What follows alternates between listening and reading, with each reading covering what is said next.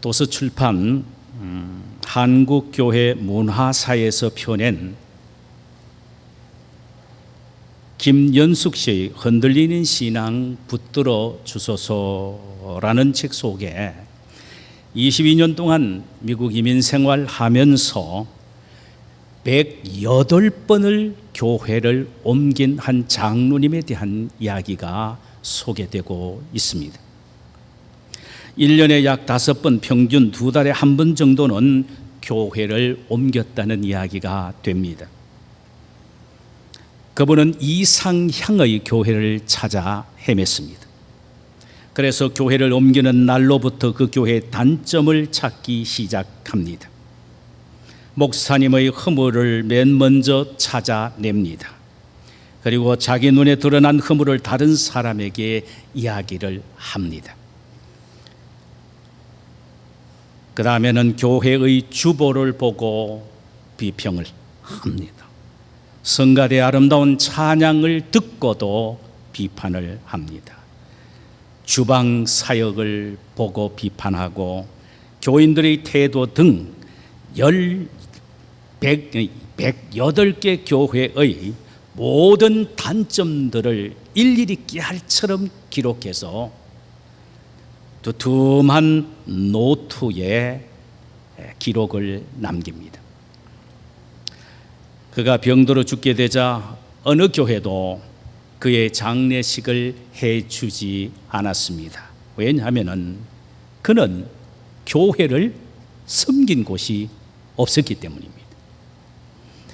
죽기 전 108번째 교회 목사님이 그를 불쌍히 여겨서 그의 장례식을 해 주었답니다.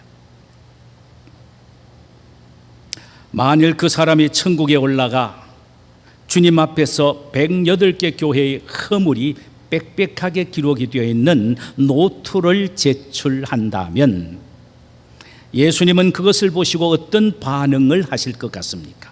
아마도 주님은 그 사람의 허물이 빽빽하게 기록되어 있는 수많은 책들을, 노트들을 그의 앞에서 던지시면서 보아라 할 것입니다.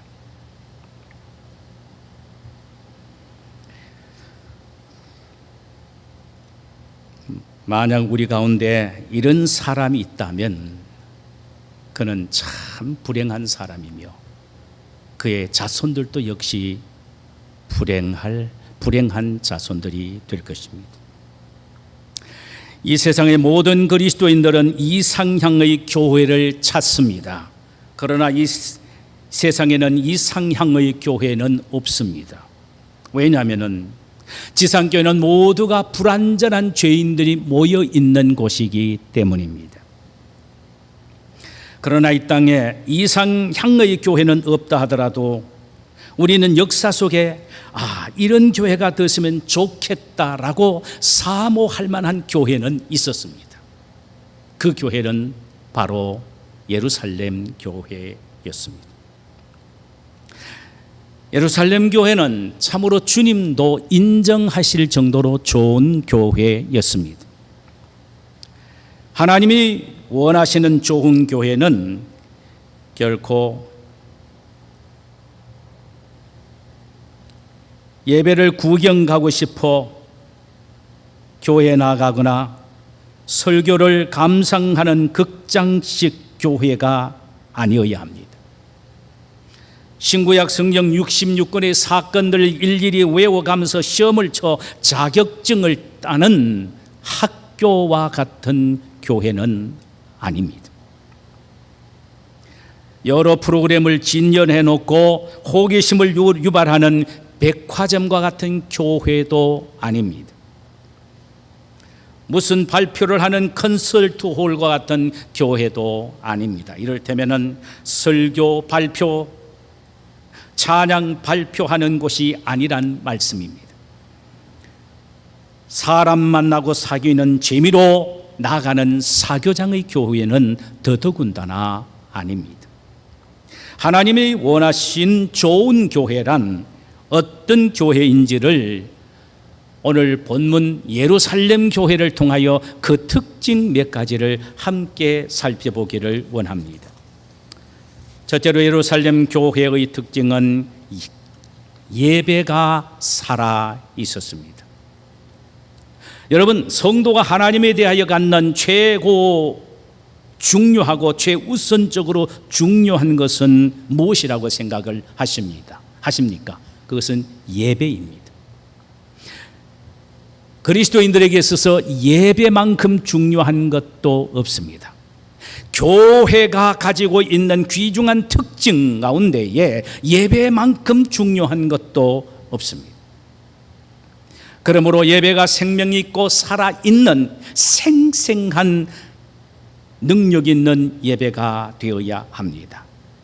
예수님은 하나님이 기뻐하시는 살아있는 예배, 생명력 있는 예배에 대하여 요한복음 4장 23절에서 이렇게 친히 말씀을 하셨습니다. 아버지께 참되게 예배하는 자들은 영과 진리로 예배할 때가 오나니 곧 이때라. 아버지께서는 이렇게 자기에게 예배하는 자들을 찾으시니라고 했습니다. 영과 진리로 예배하는 자를 하나님이 찾으신다는 말씀은 영과 진리로 예배하는 예배를 하나님이 기뻐 받으시는 예배이며, 이것이 바로 생명력 있는 예배요 살아있는 예배라는 말씀입니다. 자, 그렇다면 영과 진리로 예배드리는 게 무엇입니까? 성령이 주인이 되는 예배를 말합니다. 진리라는 것은 진리 대신 예수 그리스도가 주인이 되게 하는 예배입니다. 예루살렘 교회는 오순절 마가 요한의 다락방에서 예배를 드릴 때에 온전히 성령이 지배하는 예배를 드렸습니다. 예배 중에 성령이 하늘로부터 급하고 강한 바람 같은 소리를 내면서 온 모인 사람 위에 가득하게 임하게 되었습니다. 그 순간 모인 성도 개개인의 심령 속에 성령의 충만한 역사가 일어나게 되었고, 성령의 충만하심의 역사에 따라서 각각 다른 말로 말하기를 시작했습니다. 여러분, 여기에 다른 말로 말했다는 것은 다른 방언으로 말했다는 것인데, 이건 신비로운 일입니다. 쉽게 표현하면은요, 어떤 제자는 한국말을 했고, 어떤 제자는 러시아 말을 했고, 어떤 제자는 중국말을 했고, 어떤 제자는 일본말을 했다는 말입니다. 신비롭지 않습니까? 배우지 않았던 한국말을 베드로 입에서 나왔다고 생각해 보십시다. 베드로가 계속 할 수 있겠습니까? 금방 중단하고 말았을 것입니다. 그런데 이들의 예배의 모습을 보면 온전히 성령이 지배하도록 맡겼습니다. 성령이 이끌어가는 대로 맡겼습니다. 자기 생각대로 예배를 드리지 않았습니다. 자기의 느낌대로 예배를 드리지 않았습니다. 성령의 감동과 감화를 따라 성령이 지배하는 대로 이끌려서 예배를 드렸단 말입니다. 여러분, 예배는 이런 것입니다.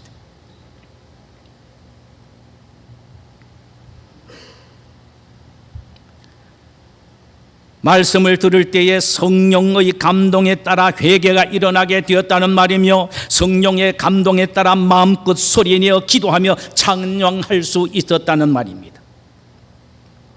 성령의 역사는 우리의 입을 다물고 마음속으로만 찬송하고 기도하고 하는 일에 우리를 인도하지 않습니다. 성령의 역사는 우리로 하여금 두 손을 나도 모르게 높이 들고 소리 높여 찬양하며 소리쳐 기도하게 하시는 것입니다.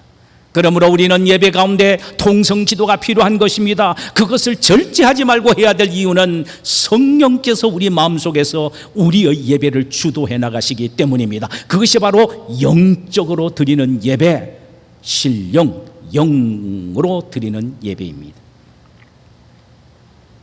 여러분, 성령 받은 사람은 그 자체가 벌써 예배를 통하여 나타납니다.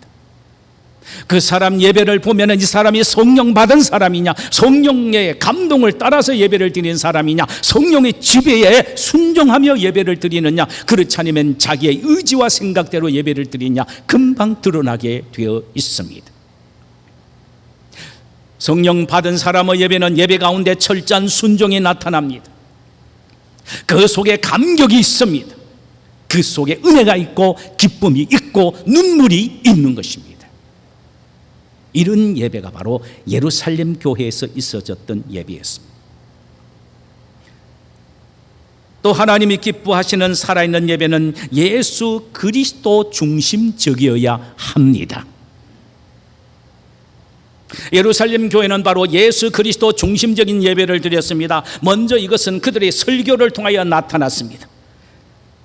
베드로가 설교할 때 다른 이야기 하지 않았습니다. 오직 예수 그리스도의 십자가의 죽음과 부활에 관한 설교만 했습니다. 이 사실을 사도행전 2장 36절에서 이렇게 기록하고 있습니다. 그런즉 이스라엘 온 집은 확실히 알지니 너희가 십자가에 못 박은 이 예수를 하나님이 주와 그리스도가 되게 하셨느니라. 베드로가 무리들에게 외친 것은, 온 성도들을 향하여 외친 것은 무엇입니까? 유대인들이 십자가에 못 박아 죽인 예수를 하나님은 부활시켜 그로 하여금 주와 그리스도가 되게 하셨다. 그로 하여금 우리의 구원자가 되게 하셨다라고 외쳤습니다. 이 설교를 들은 무리들은요, 37절에서 엄청난 반응을 나타냅니다. 그들이 이 말을 듣고 마음이 찔려 베드로와 다른 사도들에게 물어 이르되, 형제들아 우리가 어찌할꼬? 십자가 예수의 복음을 들은 무리들은 마음이 찔려 회개하고 주님께 돌아왔다라고 했습니다. 그런데 그 무리가 수천 명, 다시 말하면 3천 명이나 되었다라고 했습니다. 그런데 말이에요, 오늘날에도 동일하게 십자가의 설교를 들어도 자신의 죄를 지적받아도 마음이 찔려 가슴을 치며 회개한 일이 그렇게 많이 일어나지 않고 있다는 사실입니다. 이것이 문제입니다. 예수 그리스도의 십자가에 초점이 맞춰지면 반드시 이런 일이 일어나게 되는 것입니다. 예루살렘 교회는 이러했습니다. 이것을 보면 그들의 예배의 중심은 철저히 성령 중심이었고 예수 그리스도 중심이었음을 발견하게 됩니다. 이것이 바로 예수님이 말씀하신 영과 진리로 예배를 드리는 것을 의미합니다. 오늘날 많은 예배가 내 중심의 예배가 되고 있다는 사실입니다. 내가 좋아하는 내 구미에 맞는 설교를 들어야 오늘 은혜 받았다 이렇게 말합니다. 조금만 회개를 촉구하는 설교를 한다든가 돌이키고 각성을 촉구하는 설교를 하면은 내 기분에 맞지 않으면 오늘 목사님 설교 죽었다 이렇게 합니다. 때로는 죽이 굉장히 좋습니다. 죽도 먹을 줄 알아야 합니다. 내가 좋아하는 찬송을 듣기를 원합니다. 내가 원하는 찬양을 성가대가 불러줘야 오늘 성가대 끝내줬다 이렇게 말합니다.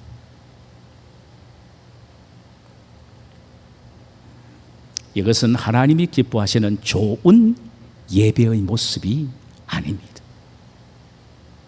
좋은 교회의 예배의 모습이 아니란 말씀이에요. 오직 성령이 주관하시는 예배, 십자가의 죽음과 부활을 통해 나를 구원해 주신 그 예수의 이름을 높이고 찬양하는 예배가 되어야 한다는 말씀입니다. 이런 예배가 살아있는 예배요, 생명력이 넘치는 하나님이 기뻐하시는 좋은 교회의 예배입니다. 할렐루야. 예배는 하나님과의 만남의 현장입니다. 여러분, 피조물 인간이 창조주 하나님과 만날 수 있는 현장이 바로 예배라는 사실을 여러분들이 안다면 여러분들의 예배가 달라질 것입니다.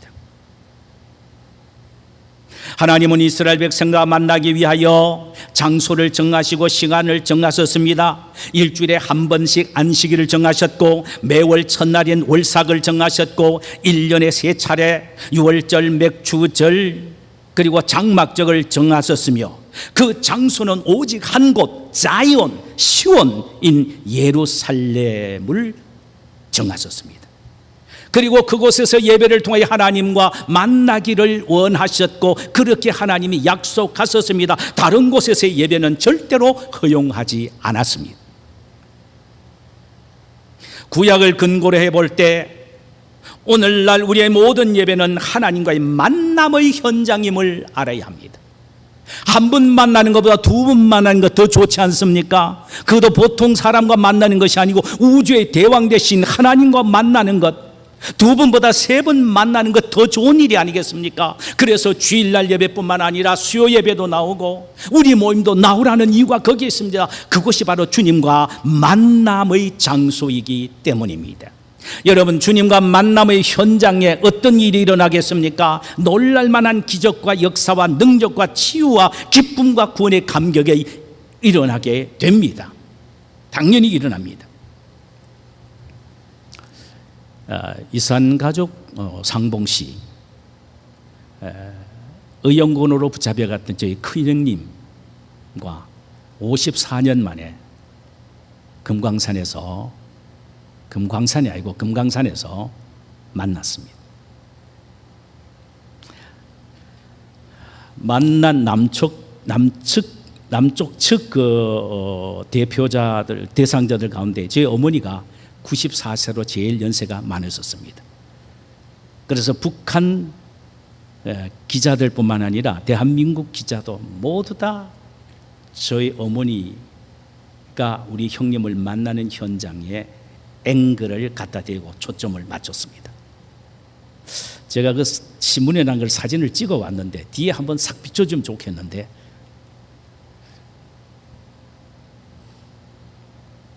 사진 찍어 왔는데 제가 잊어버렸습니다. 그 현장에 저희 어머니가 저희 형님을 붙잡고 네가 누구, 이게 꿈이냐 생시냐, 이놈아 왜 인제 왔노 하며 껴안고 울으시면서 춤을 추시는 모습이 사진으로 찍혀 나왔습니다.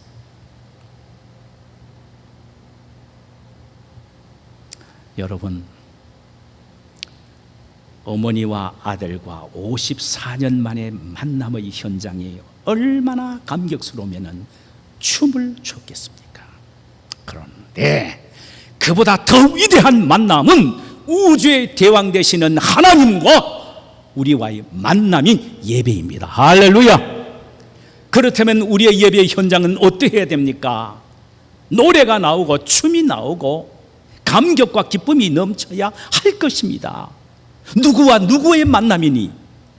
창조주 하나님과 죄인인 우리가 만나는 현장인데 어떤 그런 찬양과 기쁨과 감격과 춤이 없을 수 있겠습니까? 다윗은 하나님 앞에 즐겁게 뛰놀자, 노래하면서 춤을 추자라고 우리를 독려합니다. 하나님과의 관계에 있어서 가장 중요한 것은 예배이며 이 예배가 회복되어야 합니다. 이런 교회가 하나님이 원하시는 좋은 교회입니다. 할렐루야! 두 번째로는 예루살렘 교회의 특징은 끊임없이 주님의 제자들을 양산해 내었습니다. 제자들을 배출해 내었다 이 말입니다. 제자란 예수님의 인격과 삶을 본받는 자를 말합니다. 학생을 보면은 그 선생을 알듯이 제자를 통하여 그 선생인 예수를 보여줘야 합니다.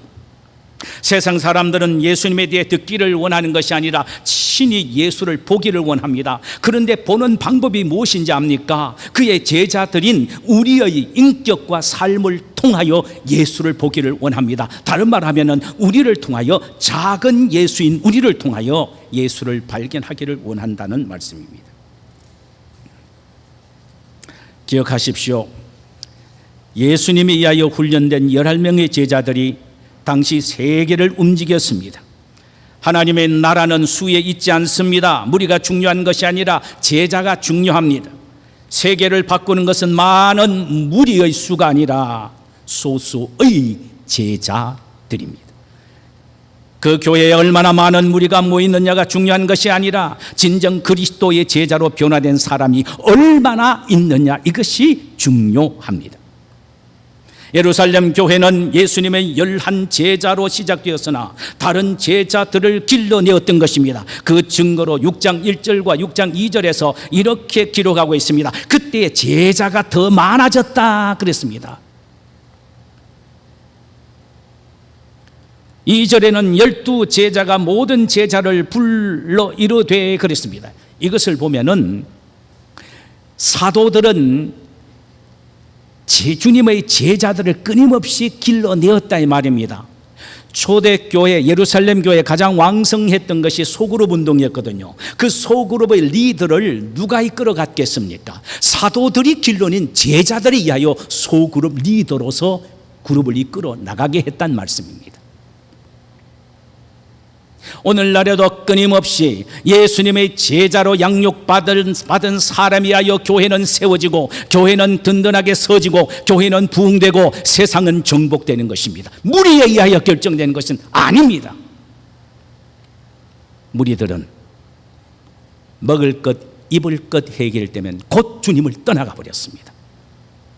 그러나 제자들은 주님의 말씀을 따랐기에 생명의 말씀이 여기 있기에 내가 네게로 가오리까라고 베드로는 담대히 주님을 따를 것을 고백했습니다.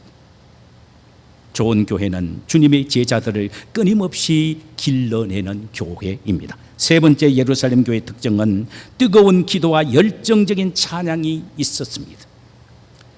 이 교회는 기도로 세워졌고 기도로 성장하며 기도로 부흥했습니다. 초대 예루살렘 교회는 마가 요한의 다락방에서 120명으로 시작이 됐습니다.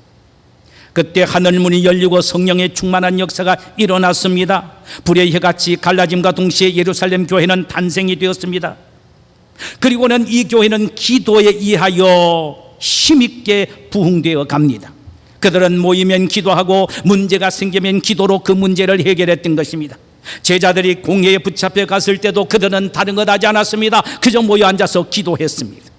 베드로가 붙잡혀 다음 날이면 사형 집행을 받게 되는 절박한 상황에 그들은 그저 그 사람 구원하기 위하여 구명운동을 벌리지 않고 예루살렘 교회는 함께 모여서 기도했습니다. 기도의 능력이 얼마나 대단했느냐 하면은 밤에 옥문이 열려 천사가 베드로를 구출하는 기적이 일어났습니다. 할렐루야. 또 예루살렘 교회는 찬양의 열정이 대단했습니다. 사도행전 2장 46절에 보면은 날마다 마음을 같이하여 성전에 모이기를 힘쓰고 집에서 떡을 떼며 기쁨과 순전한 마음으로 음식을 먹고 하나님을 찬미하며 온 백성에게 칭송을 받았다 그랬습니다. 여기에 하나님을 찬미했다. 예루살렘 교회는 찬양이 열정적이었습니다. 하나님의 존귀함과 그 위엄을 찬양했고 예수님의 십자가의 은총을 찬양하고 그분의 구원의 능력에 감격하여 찬양했습니다. 그들 가운데 충만하게 역사하시는 성령의 강력한 힘과 능력을 찬양했습니다. 그 교회는 형식에 치우친 교회가 아니라 늘 성령의 자유로운 역사로 기쁨의 찬양을 부를 수가 있었습니다. 그들은 찬양할 때 기쁨이 솟아났고 찬양할 때 마음에 참된 평화가 깃들었으며 찬양할 때 그들의 삶 속에 기적이 일어난 것을 체험했습니다. 바울과 실라가 빌립보 옥중에 갇혀져 있을 때에 한밤중에 찬양했을 때에 지진이 일어나 옥토가 흔들리고 옥문이 열리고 수갑이 끊어지고 발의 착구가 끊어지는 놀랄만한 기적이 일어나게 된 것입니다. 그들이 열정적으로 찬양을 불렀기 때문입니다. 사랑하는 여러분, 찬양은 천국 문을 열게 하는 우리가 하나님께 보내는 하트라인입니다. 오늘날에도 우리는 찬양을 열정적으로 부르게 되면 그 찬양을 통하여 하나님의 기적은 우리의 삶의 현장에 나타나게 될 줄 믿습니다. 여호사밧 왕이요 연합군에 의하여 크게 도전을 받았습니다. 도대체 그들의 힘으로는 그 연합군을 당해낼 수가 없었습니다. 그래서 온 백성들로 하여금 예루살렘 성전뜰에 모이게 했습니다. 그리고 그들에게 금식을 공포하며 기도하게 했습니다. 하나님은 그 기도를 들으시고 작전 지시를 내리셨습니다. 너희 가운데 레위인을 중심으로 해서 성가대를 모집해서 그들에게 가운을 입혀서 군대 앞에 서게 해서 적군이 쳐들어오면 찬송을 부르게 하라. 기가 막힌 일입니다. 여러분, 그 전쟁의 날 하나님의 지시대로 그들이 적군 앞에서 찬양을 불렀을 때 어떤 기적이 나타난지 압니까? 하나님의 복병을 보내시사 그들로 하여금 서로서로를 치게 만들었습니다. 서로서로를 자멸하게 했습니다. 그들이 남기고 죽은 전리품만 거둬들이는데도 3일씩이나 걸려서 거둬들였다고 했습니다. 찬양의 능력입니다. 찬양의 능력. 오늘날 우리의 삶의 현장에 아무리 힘들고 어려운 일이 있어도 참으로 우리는 예루살렘 교회의 찬양의 특징처럼 열정적인 마음을 갖고 주님의 구원을 찬양하며 하나님의 능력을 찬양하며 성령의 임재를 찬양하는 찬양을 부른다면 우리의 삶에는 엄청난 기적이 일어나게 되는 줄 믿습니다. 네 번째 특징은 예루살렘 교회는 서로의 나눔이 활발했습니다. 예루살렘 교회는 함께 모여서 하나님께 예배만 드리는 그것으로 끝나지 않았습니다. 나눔의 교제가 있었습니다. 즉 코이노니아가 있었다는 말입니다. 그들은 먼저 물질을 나눴습니다. 사도행전 2장 45절과 44절에 보면은 믿는 사람이 함께 모여 모든 물건을 서로 통용하고 그 재산 또 재산과 소유를 팔아 각 사람의 필요를 따라 나누어 주었다라고 했습니다. 서로에게 필요에 따라 공급해 주는 유무상통이 있었다는 말입니다. 당시 대부분의 그리스도인들은 경제적으로 매우 어려웠습니다. 로마 제국의 착취와 기독교로 개종했다는 이유로 같은 동족으로부터 배교자라는 낙인이 찍힌 채 모든 공민권까지 박탈을 당했습니다. 그야말로 빼앗기고 배척당하고 왕따당한 그 고통 속에서도 서로를 위하여 물질적으로 함께 나누었습니다. 뿐만 아니라 그들은 삶과 그리고 삶 속에 하나님의 능력과 은혜를 경험한 것을 나누었습니다. 하나님의 은혜를 나누었습니다. 박해 속에서 서로의 아픔과 고통과 슬픔을 나누었습니다. 또 삶 속에서 경험한 하나님의 음성과 하나님의 터치하심을 함께 나누었습니다. 매일 모여서 자신이 받은 은혜로운 체험담을 함께 나누었습니다.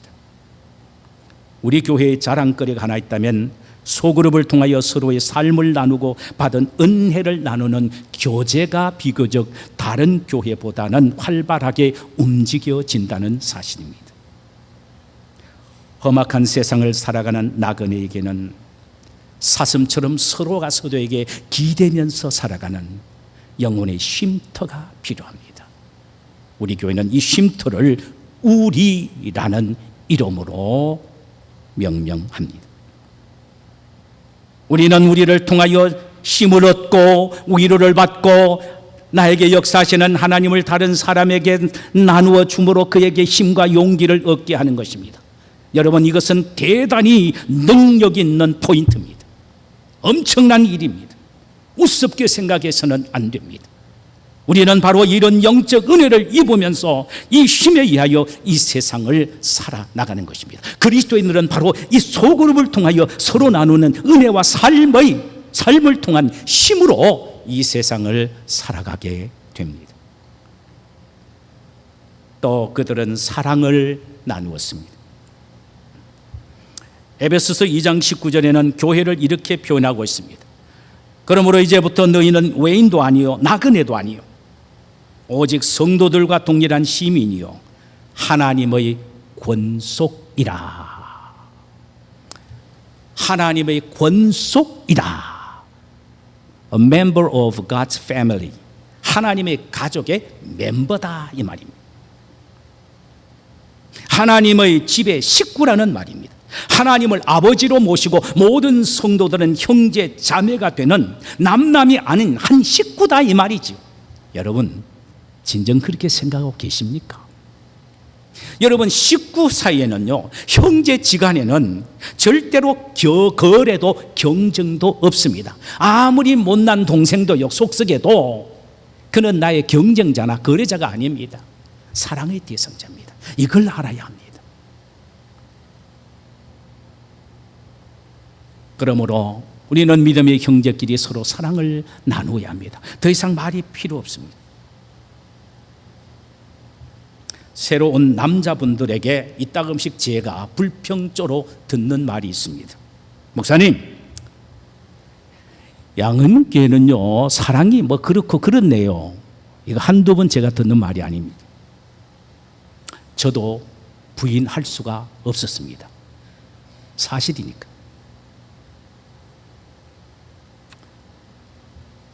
하나 분명한 것은 함께 있는 형제를 사랑하지 못하면 어떻게 새로운 형제에게 사랑의 미소를 지을 수가 있겠습니까?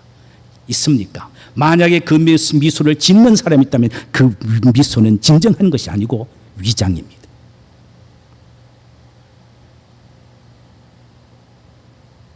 지금 함께 있는 형제를 먼저 사랑해야 합니다. 사랑할 수 없다면 그는 하나님의 사랑을 받을 자격이 없습니다. 예수님은 십자가에 죽기까지 하면서 우리에게 당신의 사랑을 물붓듯 부어주셨는데 서푼어치도 안 되는 우리의 베푸는 사랑, 뭐 그게 생생낼 것 있고 인색할 것 있습니까? 먼저 가서 손을 잡아야 합니다. 기독교의 믿음은 사랑입니다. 세상 사람들은 우리를 그리스도인으로 구별하는 척도를, 성경을 가지고 다니는 모습에서 찾는 것이 아니고 우리의 사랑의 실천의 모습에서 찾고 있다는 사실을 알아야 합니다. 예루살렘 교회의 아름다운 사랑의 실천을 보고 세상 사람들이 감탄했다는 사실을 여러분 아십니까? 이 사실을 2장 47절에서는 이렇게 표현합니다. 온 백성에게 칭송을 받았다. 도대체 온 백성들이 예루살렘 교인들을 보고 무엇 때문에 칭송을 했습니까? 그 이유가 어디 있습니까? 그것은 그들이 베푸는 사랑 때문입니다. 예수님은 요한복음 13장 35절에서 너희가 서로 사랑하면 이로써 모든 사람이 너희가 내 제자인 줄 알리라. 모든 사람이 내 제자인 줄 알리라. 뭘 통하여? 사랑을 통하여. 세상 사람들이 너희들의 사랑의 모습을 보고 저 사람 예수 믿는 사람이구나, 예수님의 제자구나 라고 말할 수 있다는 것입니다. 교회는 사랑을 나누는 공동체가 되어야 합니다. 마지막 하나는 예루살렘 교회의 특징은 세상에 대하여 상당한 영향력을 미쳤습니다. 교회는 세상의 가치관이나 세상의 방법을 추구하여 따라가는 세속주의를 용납하지 않습니다. 물질만 있으면 모든 것을 할 수 있다는 물질 만능주의도 추구하지 않습니다. 돈이면 최고라는 맘모니즘에 오염이 되지도 않는 것이 교회입니다. 신의 존재를 무시하고 오직 인간의 유익만을 위해 모든 체제나 제도를 만들어야 된다고 주장하는 인본주의도 결코 용납하지 않습니다. 쾌락주의도 과학주의도 결코 허락하지 않습니다. 오히려 교회는 이 세상에 긍정적인 영향을 미쳐야 합니다. 죄악되고 사악한 이 세상을 변혁시키는 위대한 책임이 교회에게 있다는 말입니다. 어떻게 변혁시킬 것입니까? 변혁의 주체가 되는 예수 그리스도의 복음을 전하는 것입니다. 여러분, 어떤 위대한 사상이 세상을 변혁시키는 것이 아닙니다. 어떤 위대한 이즘이 세상을 변혁시키는 게 아닙니다. 예수 그리스도의 복음이 전파될 때, 이 복음의 능력이 강물을 이룰 때에 세상 모든 사람이 그 강물에 플런지 인투 뛰어들게 될 때에 세상은 변화되게 되는 것입니다. 세상은 변화되게 되었다 이 말이죠.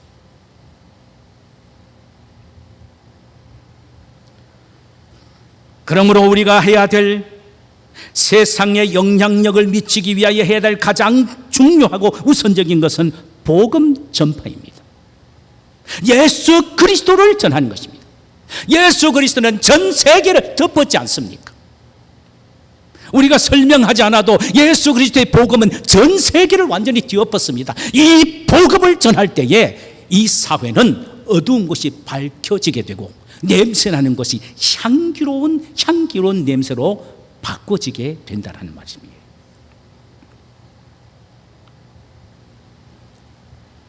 그런데 오늘날 교회는 복음 전파에 너무나도 게으르며 주님이 주신 최대의 명령을 가장 경시하고 있지 않나 생각이 됩니다.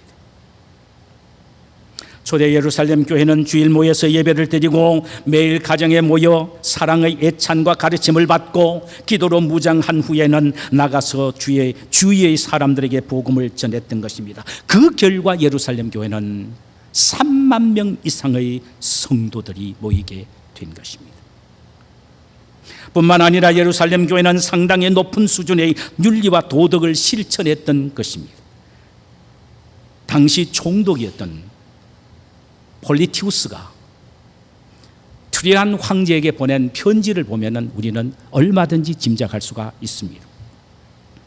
트리안 황제는 10대 박해자 가운데 가장 사악한 박해자 가운데 하나였습니다. 그 어느 날 총독 폴리티우스에게 지시를 내립니다. 기독교 공동체를 은밀히 조사를 해보라는 것입니다. 오랫동안 폴리티우스가 조사를 하고 난 후에 한마디로 보고서를 이렇게 작성해서 올립니다. 황제여, 우리는 오랫동안 그리스도인 공동체를 조사해 본 결과 그들에게서 발견한 것은 그들은 법 이상의 높은 수준의 윤리와 도덕을 실천한 숭고한 사람들이었습니다. 요즘 말로 표현하면 부정부패가 용납되지 않는 것이 그리스도인들의 모습이라는 것입니다. 불의가 절대로 자리 잡지 못한 것이 바로 그리스도인의 공동체라는 것입니다. 어떻게 이렇게 될 수 있었습니까? 여러분 기억하세요. 성령 충만했기 때문입니다. 성령 충만해 성령의 능력이 이 세상의 능력을 압도했습니다. 이 세상의 법보다 성령의 법이 더 강하기 때문에 더 높은 차원의 윤리와 도덕을 실천하는데 그 윤리와 도덕은 하나님의 말씀의 윤리와 도덕이었습니다. 하나님 앞에 서서 하나님의 말씀을 순종하며 지키는 사람이 세상의 윤리와 도덕은 아무것도 아닌 것입니다. 그래서 세상의 많은 사람들이